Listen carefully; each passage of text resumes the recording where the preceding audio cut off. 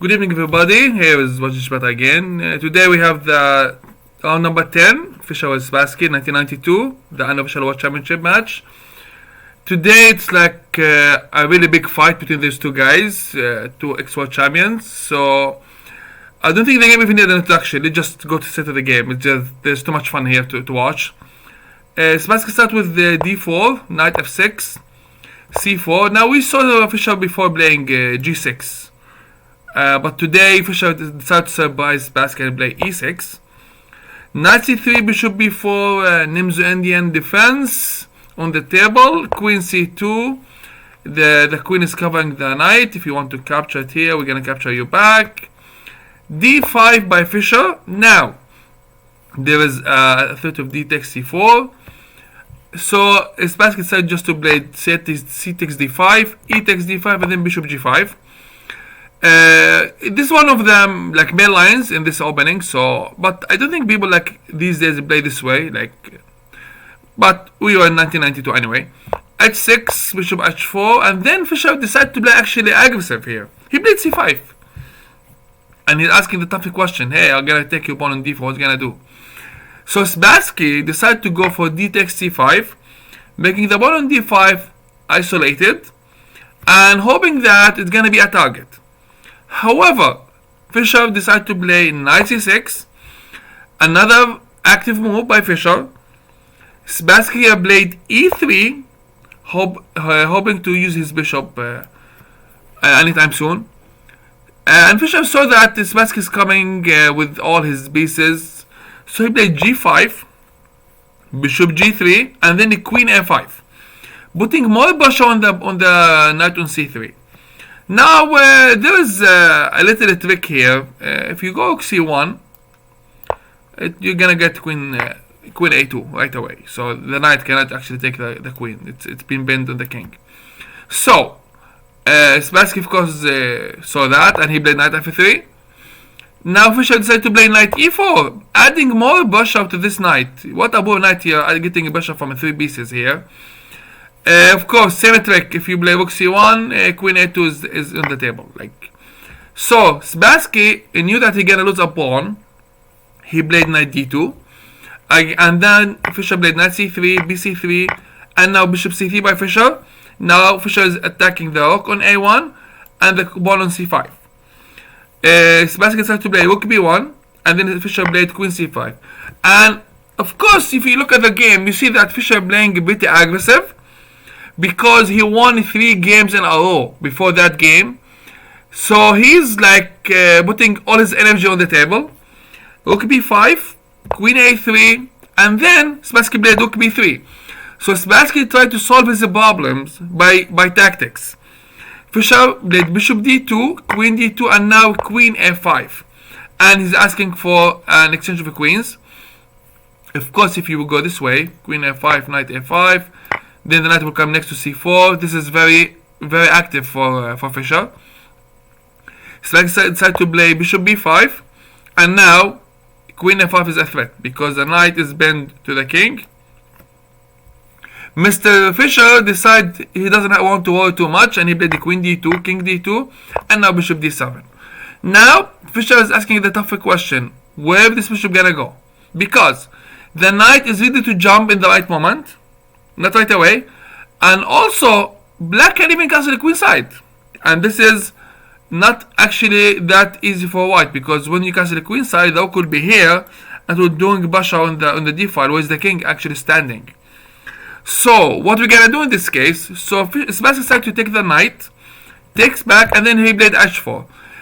So Spassky knew that he is a pawn down, but we got those guys over here, the bishops are on the not on the same color, which means there's a lot of chances for a draw for white. Now of course Spassky is threatening hg5, so Fisher played king e7. Now this move doesn't work because simple life, nothing, there's nothing wrong here. So after king e7, bishop g5, so Spassky attacking the rook on h8, f6 by Fisher, bishop d4.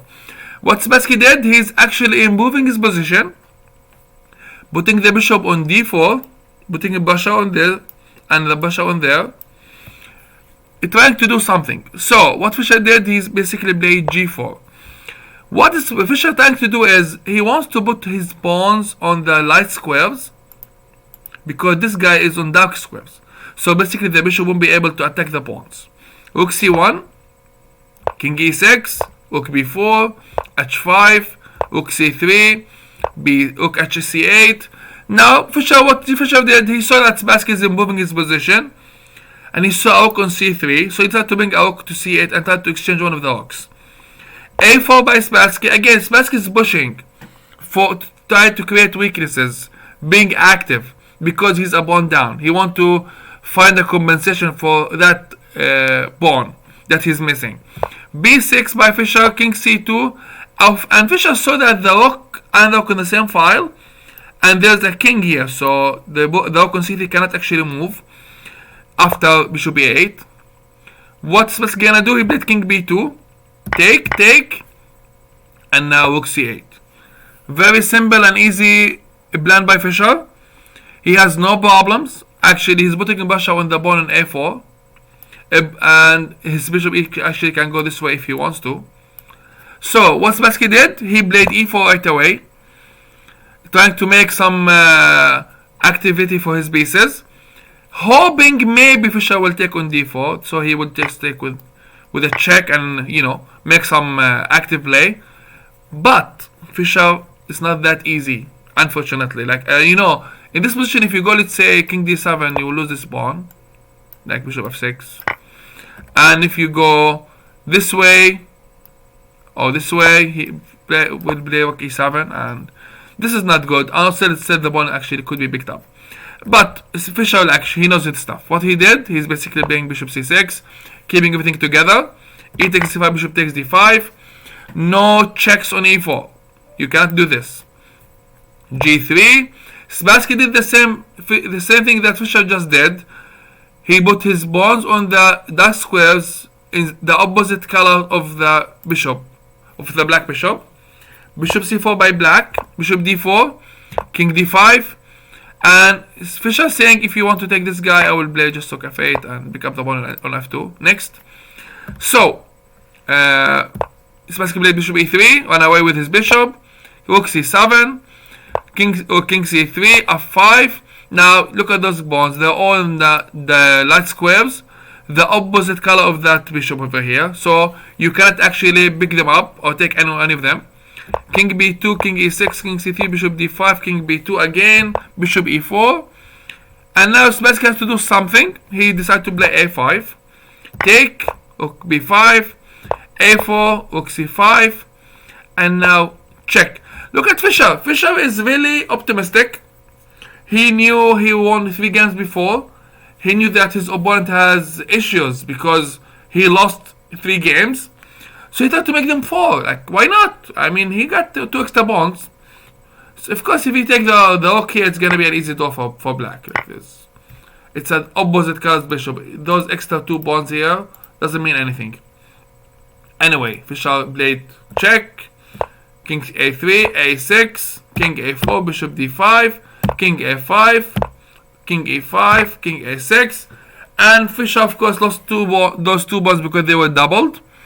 Rook b3.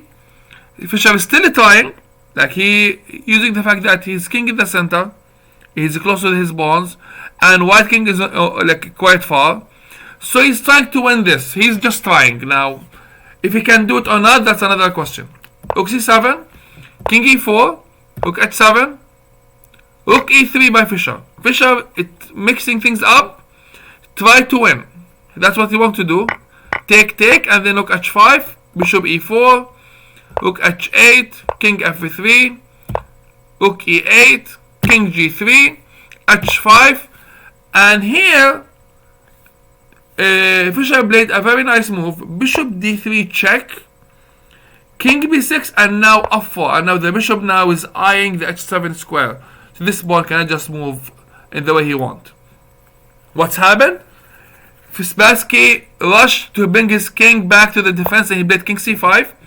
Fisher pushed his pawn to f3, king d4 by Spassky, bishop f4. Now I just really I have a question here for Fisher. Why not bishop g6 here? Just it's not gonna win, but it will put more pressure on Spassky actually, because you have to defend this pawn over here, and then we have f2, and that's not easy. Oh, I'm sorry, guys. The pawn. Oh, we can go bishop g6. No. This is gonna be picked up. I'm sorry for that. No. It's a mistake. So basically, bishop f5, rook f8, king f4, h6, g3. I didn't see that. I'm sorry for that. I didn't see the pawn is actually attacking the pawn on g6. After g3, h7, g2, queen and queen with check. Now Fisher is looking to do the game now because he tried everything in his power to win, but he couldn't do anything. King c4, check, check, check, check, check, check. Look at these two guys here. They can't do anything to stop the queen from checking the king. Check, and king a2, and the game ended in a draw. White cannot actually avoid the checks, whatever he tried. And the ball, of course, this bishop is bent over here. Otherwise, we'll see a check with the bishop here. It's gonna be over. Anyway, it was a very nice game by Fisher and Spassky. Fisher really tried, like he was really optimistic about his winning chances. And unfortunately, didn't work out for him. And good job by Spassky to defend his position that well. With this tough game, please like, share, subscribe to the channel. I'm gonna see you guys later. See you guys. Bye bye.